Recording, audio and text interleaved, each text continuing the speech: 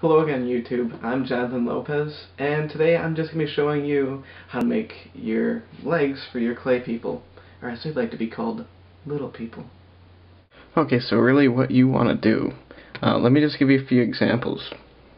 When I was illustrating over the summer, well, just right before the end of summer, I had a character, which unfortunately he fell out of the tree, breaking both of his legs.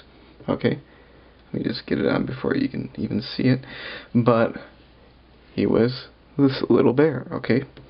And as you can see, well, right now, seeing his feet are broken, he stands on his own just fine, okay? He's not going to just like fall over so easily. Just look at his proportions, okay? Very short legs. Don't make your people with long legs. You're going to make them top heavy. You're going to have a hard time animating with one leg off the ground even. I very rarely see a successful walk, okay? My biggest trick for walking is using the half legs, okay? What you do is you shoot right above the knee, and basically you never see the feet. Yeah, it's cheating. I'll honestly say that. And if you look at one of Nox style characters, once again, short legs, the body, even though it's pretty tall, okay, the thing is that all the weight goes like straight down, while if you have a rather intricate character like this, you have weight in front. So the more weight you have out front and in the back and up, the wider, the wider your legs have to be, really. Really the ideal is to have solid legs with a hollow body using aluminum foil, which I was just messing around with the idea right here. As you can see, there's aluminum foil with an armature here. You can move the legs up and down. And it's incredibly light. That was the big advantage. But it just wasn't my style, honestly. So really, when you're making legs, all you need, see, here's his body. I mean, usually I start off just so it's smooth. I roll it into a ball. Get two equal balls. Okay, side by side, they are equal. And what I do is just get them into a cylinder.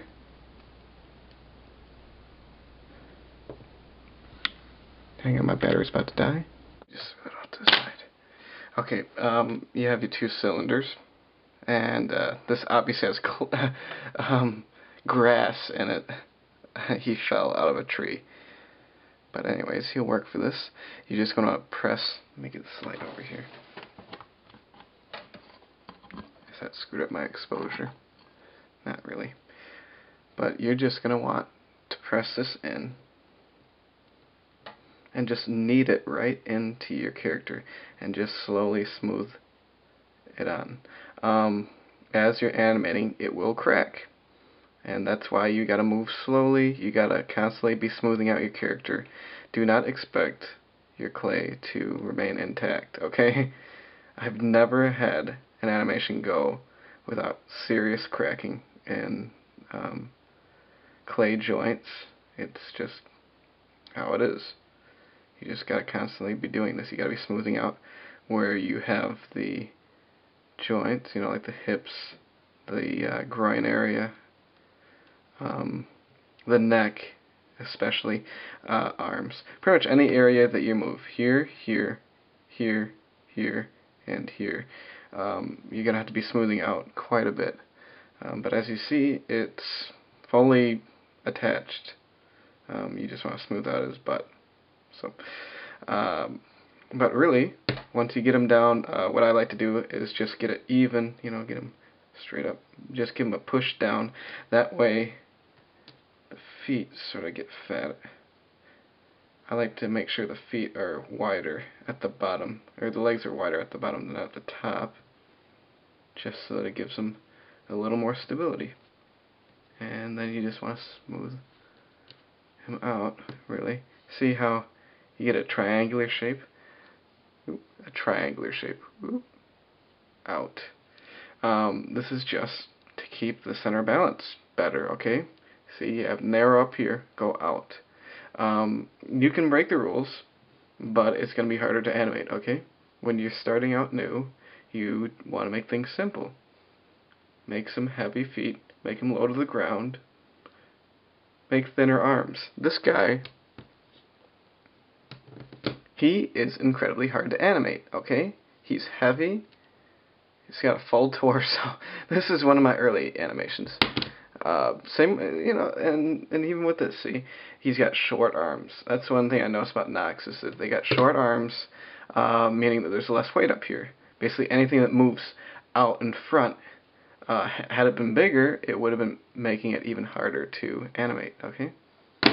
So really, that's all you have to do for making clay legs. And like I said, I recommend you starting out small. Don't start with a large clay person. It's just going to be harder. Start out with something in the 4 to 5 inch range and make it bigger if you want. I really don't see the need. I think this is the appropriate size. See, fits in the palm of my hand, really. Smaller is better. You don't have to worry about so much weight. That's the biggest thing, really, with clay, is that clay is very heavy. 1 pound is very small. This is almost a pound right here. And you would not believe how fast that adds up. So this big guy is about 1.5 pounds. That is way too heavy. Well, this guy is maybe 1/4 pound. So I highly recommend you try with smaller armatures. And also you can see that these are bead eyes. I am not using my standard eyes so much anymore. They tend to slow me down just a tad bit because they would yellow around the edges, but the nice thing about these is they're plastic, so they don't discolor. And you just stick that in there and you simply move it.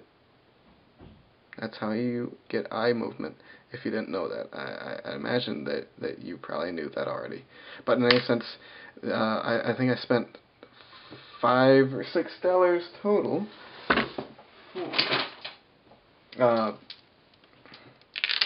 40 beads, you know. They come in assorted sizes. You order them off of usbeatery.com.